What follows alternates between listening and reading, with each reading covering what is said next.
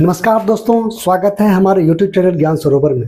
आपका स्वागत है। मेरा नाम दीपक झा है और मैं आज जो टॉपिक लेके आया हूँ, आज इस टॉपिक का नाम है जो त्रिघात बहुपद और उसके शून्यकों में क्या संबंध है। हमने टॉपिक को ऊपर लिखा भी है किसी भी बहुपदों के, या यहाँ पे लिख सकते हैं किसी त्रिघात बहुपद के शून्यांकों और गुणांकों में संबंध क्या होता है, उसके बारे में हम लोग चर्चा करने के लिए आए हैं। इससे पहले हमने रैखिक बहुपद और द्विघात बहुपद के शून्यांक और गुणांकों के बीच के संबंध की सत्यता को हमने देखा था। आज हम ये देखेंगे त्रिघात बहुपद के शून्यांकों और गुणांकों के बीच संबंध क्या होता है। आइए देखते हैं। त्रिघात बहुपद में वास्तविक शून्यों की संख्या जो अधिकतम होती है वो 3 होती है। तो मान लीजिए हम पहले ये समझते हैं कि त्रिघात बहुपद का जो रूप होता है वो क्या होता है। त्रिघात बहुपद का जो रूप होता है वो होता है ax² plus bx plus square plus cx plus d। ये त्रिघात बहुपद का एक रूप है।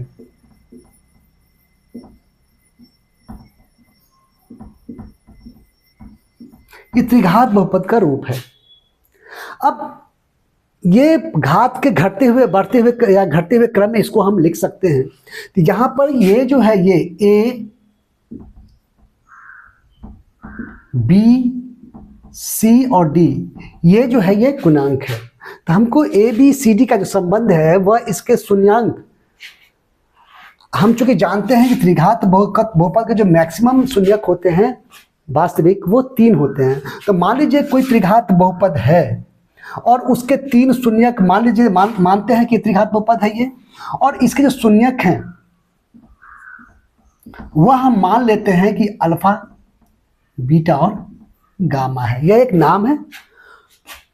तब इस अल्फा, बीटा और गामा मतलब इसके 3 शून्यक जो हैं उसके, जैसे मान लीजिए हम एक उदाहरण लेते हैं x के पावर 3 माइनस 6 x के पावर 2 प्लस 11 x माइनस 6। ये एक त्रिघात बहुपद है और इस त्रिघात बहुपद में जो शून्यक है उसके और शून्यक के जो गुणांक हैं, x का जो गुणांक है उसके बीच संबंध को हम दर्शाने का प्रयास करेंगे। आइए देखते हैं। यह एक बहुपद है तो कहता है जो इसके यदि 3 शून्यक वास्तविक, इसके 3 शून्यक लिख लेंगे, x का वैल्यू निकलेगा। तो मान लीजिए एक x का वैल्यू जो है वो अल्फा है, एक x का वैल्यू जो है वो बीटा है और एक x का वैल्यू जो है वो गामा है। मतलब 3 इसके x के वैल्यू हैं जो इसको रखने से इसको 0 कर देता है, तो वही इसका शून्यक होगा। तो इसका जो शून्यक जो है अल्फा, बीटा और गामा, इस अल्फा, बीटा और गामा इसके 3 शून्यक हैं इस बहुपद के, त्रिघात बहुपद के। इस तीनों शून्यक को यदि हम जोड़ें तो वो जो होता है वो माइनस b/a के बराबर होगा। मतलब क्या, यहाँ पे माइनस और v का वैल्यू 6 है, माइनस 6 है और a का वैल्यू यहाँ पे कुछ नहीं है गुणांक, तो 1 लिख सकते हैं हम। मतलब ये हो गया माइनस माइनस प्लस 6 बटे 1, मतलब ये लिख सकते हैं इसको 6। ठीक। दूसरा संबंध क्या है, जो अल्फा इंटू बीटा, दो शून्यक को लेकर के, दो शून्यक को हम गुना करके उसको यदि हम प्लस करते हैं, मतलब अल्फा बीटा को, मतलब इस दोनों को गुना कर देंगे, फिर इसको गुना कर देंगे, मतलब बीटा को और गामा को गुना कर देंगे, फिर इसको और इसको, मतलब गामा को और अल्फा को गुना कर देंगे, और फिर तीनों को जोड़ेंगे तो क्या होगा, तो वो c/a के बराबर होना चाहिए। यहाँ पे c कितना है 11, a b c 11 और a कितना है 1, मतलब ये कितना हो गया 11। और फिर यदि तीनों अल्फा, बीटा और गामा, अल्फा, बीटा और गामा, और तीनों को यदि तीनों शून्य को यदि गुना किया जाए तो वो माइनस d/a के बराबर होता है। तो माइनस d का मान माइनस 6 और a है 1, मतलब ये प्रश्न बोलते ये 6 हो गए। अब प्रश्न उठता है कि इसके शून्यक निकाल करके इसको चेक भी कराया जा सकता है क्या? हाँ, चेक कराया सकता है, इसको हम चेक कर भी लेंगे। आइए देखते हैं। जगह थोड़ा खाली करते हैं। अभी यहाँ पे हम लिख रहे हैं जो alpha plus beta plus gamma कितना हुआ था, माइनस b/a, मतलब ये कितना हो गया था 6 हो गया था। अल्फा इंटू बीटा जोड़ बीटा इंटू गामा जोड़ गामा इंटू अल्फा, ये कितना हुआ था, ये होता है c/a जो कितना हुआ था 11, और alpha into beta into gamma ये होता है माइनस d/a जो कितना हुआ था 6। अब इसको हम चेक करके देखते हैं। यहाँ पे हमने लिख रखा है। अब इसको हम बनाने का प्रयास करते हैं और देखते हैं ये मेरा सही है या नहीं है। आइए देखते हैं। जगह बनाते हैं यहाँ पे, इसको फिर से आप लिखते हैं x के power 3 minus 6x² plus 11x minus 4। ये हमारे पास बहुपद है। अब इसका हम शून्यक निकालते हैं। तो 1 मिनट के लिए हम मानते हैं इसको, माना कि px, इसका एक नाम ले लेते हैं, हम रख लेते हैं px, x³ minus 6x² plus 11x minus 4। इस बहुपद का हमने एक नाम दिया है px। अब आइए हम बारी बारी से, यहाँ पे -6 है तो +6 से लेकर के -6 से हम बारी बारी रख के देखेंगे इसमें क्या आता है।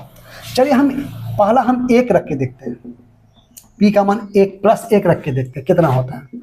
यहाँ पे x का वैल्यू 1 का पावर 3 घटे 6 गुने 1 का पावर 2 जोड़ 11 गुने 1 घटे 6। ये तो 1 के पावर 3 1 ही हो जाएगा, ये हो जाएगा 1 के पावर 2 1 गुने 6 मतलब 6 ही हो जाएगा, फिर 11 का 11 हो जाएगा ये, अब माइनस फिर ये हो जाएगा 6। ये कितना हो गया 11 और 1 प्लस में 12, 6 और 6 माइनस में 12, मतलब ये हो गया 0। इसका क्या मतलब हुआ? इसका मतलब ये हुआ यहाँ पर x का वैल्यू एक रखने से चूंकि ये 0 हो गया, इसका मतलब 1 जो है इस बहुपद का एक शून्यक है। मान लीजिए अल्फा है, एक शून्यक है, तो एक शून्यक तो हमको पता चल गया। वैसे हम दूसरा शून्यक और तीसरा शून्यक भी इसी पैटर्न पे निकाल सकते हैं, लेकिन एक हम अगला अलग पैटर्न, हम एक चूंकि हमको एक शून्यक निकल गया है और अन्य शून्यक को निकालने के लिए हम अलग पैटर्न पे जा सकते हैं। आइए देखते हैं कैसे। चूंकि x+1 जो x इजिकल टू 1 जो है इसका शून्यक हुआ, मतलब x का वैल्यू 1 जो है इसका शून्यक है, 1 निकल गया हमको, क्योंकि यह 1 में से ये 0 हो जाता है।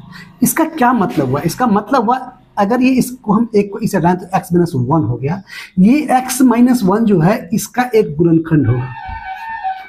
तो गुणनखंड मीन्स क्या होता है? गुणनखंड मीन्स ये होता है कि अगर ये इसका शून्यक है तो ये है ही, अगर ये इसका 1 है इसका शून्यक है, इसका मतलब है x-1 जो है ये इसका एक गुणनखंड है। गुणनखंड का मीन्स ये मतलब हो गया कि अगर इससे x-1 से इसको यदि हम भाग करें, ये पूरा इसको विभाजित करेगा, शेषफल 0 बचेगा। देखते हैं, पक्का होगा ही होगा। आइए अब हम क्या करते हैं, x-1 से इसको भाग कर लेते हैं। किसको? x3 minus 6x² plus 11x minus 6 को। अब हम लगाते हैं यहाँ पे x², तो क्या हो जाएगा x3, ये बहुपद का भागा हमने पिछली क्लास में पढ़ाया हुआ है, आप लोग डिस्क्रिप्शन बॉक्स में जा करके इसको देख सकते हैं, नहीं अगर कमेंट्स करें तो हम फिर बता सकते हैं। अगर यहाँ पे हम x² से लगाएं तो ये हो जाएगा x3, क्योंकि यहाँ पे पावर 1 है तो x पावर 2 और x पावर 1 x पावर 3 हो जाएगा। फिर यहाँ पे क्या हो जाएगा, इसका चिन्ह प्लस, इसका चिन्ह माइनस, प्लस माइनस, -1 को x² से गुना करेंगे x² होगा। अब चूंकि इसमें चिन्ह बदलना पड़ता है, ये प्लस है तो माइनस, ये माइनस है तो प्लस, ये चला गया 0 हो गया। अब ये भी x², ये भी x², ये माइनस में ये प्लस में तो घटेगा, तो इसका चिन्ह जो बड़ा वाला का चिन्ह वही चिन्ह होगा, तो ये हो जाएगा 5x²। चूंकि 6x² में से 1x² जाएगा तो 5x², फिर बचेगा क्या, ये 11x माइनस 4। अब क्या लगाएं, चूंकि -5 है तो यहाँ पे -5x² ही आना चाहिए, और यहाँ पे है प्लस, यहाँ पे क्या लगाना पड़ेगा, माइनस से -5x से लगा देते हैं। ये क्या हो जाएगा, ये माइनस और प्लस, माइनस यहाँ पे 1 है गुणांक, 1 पंचे 5, x power 1 x power 1 x power 2 हो जाएगी। फिर ये और ये करेंगे गुणा तो क्या होगा, माइनस और माइनस, प्लस 1 को 5 से गुना करेंगे 5x। फिर यहाँ पे क्या करेंगे हम, ये प्लस और ये माइनस, फिर ये क्या 0 हो जाएगा। फिर ये भी x, ये भी x, ये भी 2 रंग चिन्ह है, इसका चिन्ह है प्लस, इसका चिन्ह है माइनस, घटेगा 11 में से घटेगा तो 11 वाला चिन्ह प्लस होगा और हो जाएगा यहाँ पे 6x, 11 में से 5 जाएगा 6 प्लस में -6। अब यहाँ पे क्या लगेंगे प्लस 6 से x को करेंगे 6x और 6 से करेंगे 1 को 6। अब ये हो जाएगा प्लस, ये हो जाएगा सॉरी, ये हो जाएगा माइनस, ये हो जाएगा प्लस। देखिए 0 हो गया शेष पर। ये हमने पहले ही कहा था कि ये जो होगा इसका एक गुणनखंड होगा।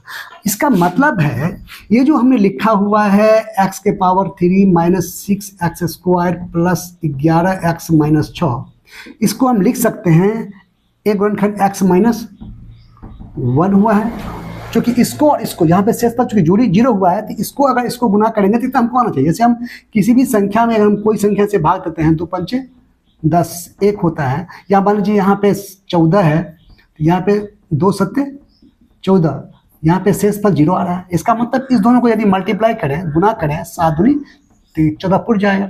इसी तरह से यदि यहाँ पे शेषफल 0 हुआ है, इसको मल्टीप्लाई करें तो इतना तो आ जाना चाहिए हमको। कहने का मतलब है इसको हम लिख सकते हैं x - 1 into x² minus 5x plus 6, हम इसको लिख सकते हैं। अब देखिए x - 1, अब इसको हम तोड़ेंगे फिर, तो ये हो जाएगा x² गुणनखंड का हम तोड़ेंगे x², यहाँ पे लिखेंगे -3x या -2x, और भी लिखें 2x - 3x प्लस 6। अब कैसे, ये गुणनखंड है, इससे ये भी हमने पिछले क्लासरूम में पढ़ाया है, आप जाकर के डिस्क्रिप्शन बॉक्स में देख सकते हैं। नहीं, आप यदि कमेंट्स करेंगे तो हम फिर इसको कोशिश करेंगे पढ़ाने का, समझाने का। आदि और अंत को गुना करते हैं, ये हो जाता है 6x², मतलब ये हो जाता है 6x², तो इधर भी बीच में होता है माइनस माइनस प्लस 3 दूनी 6x² और माइनस 5x में कोई भी बदलाव नहीं आ रहा है, वही का वही है। अब देखिए x - 1, ये क्या हो जाएगा, ये 4 पद हो गया, इसमें सिर्फ x कॉमन कर लेंगे तो x बचेगा, इसमें 2 बचेगा। इसमें -3 कॉमन करेंगे तो x बचेगा, चूंकि माइनस कॉमन लिए तो अंदर का चिन्ह बदलेगा, और 3 दूना 6, 2 बचेगा। अब देखिए x - 1, अब ये क्या हुआ, x - 2 और x - 2 दोनों पद में हम कॉमन कर लेंगे, तो डायरेक्ट लिख लेते हैं, x - 2 कॉमन कर लिए तो क्या बचेगा, x और -3, ये इसका गुणनखंड हो गया। अब यदि ये 0 कर लें हम, ये तो हमको पहले से पता भी था, शून्य 1 to 1 है, यहाँ से भी हम पता कर सकते हैं।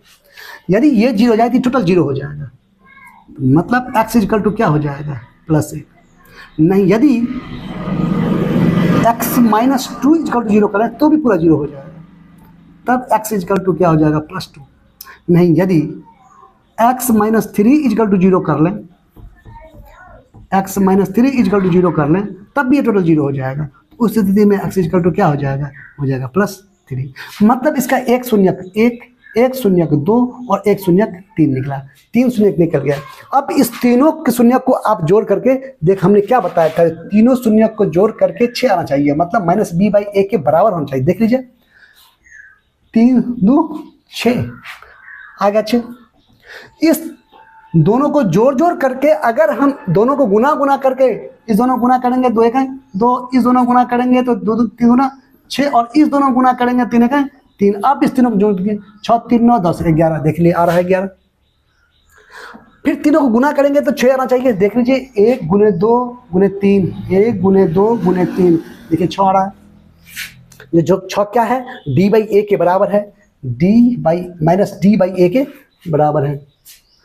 तो इस प्रकार हमने त्रिघात बहुपद के शून्यांकों और गुणांकों के बीच के संबंध की जो सत्यता है, जो संबंध है, उसको आज हम लोगों ने देखा। आगे हम फिर नए प्रश्नों के साथ उपस्थित होंगे। जाते हुए इतना जरूर कहेंगे, जो मेरा पढ़ाई आपको यदि अच्छा लगता है, मेरी बातें अच्छा लगता है, तो लाइक करें, सब्सक्राइब करें, कमेंट्स करें, शेयर भी करें। कमेंट्स मुझे बहुत अच्छा लगता है, यदि आप मुझे कमेंट्स करेंगे तो मुझे अच्छा लगेगा, और मैं और आगे एक्सरसाइज होऊंगा और आगे और अच्छा से पढ़ाने का प्रयास करूंगा। आगे फिर नए क्लास में फिर मिलेंगे, तब तक के लिए धन्यवाद।